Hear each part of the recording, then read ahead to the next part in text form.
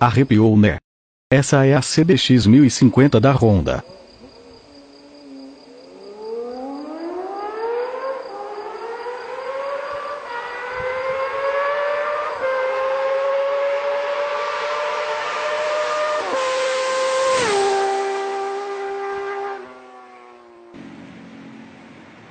Essa moto foi fabricada entre 1979 e 1982, ela tem 105 cavalos e velocidade final de 222 km por hora.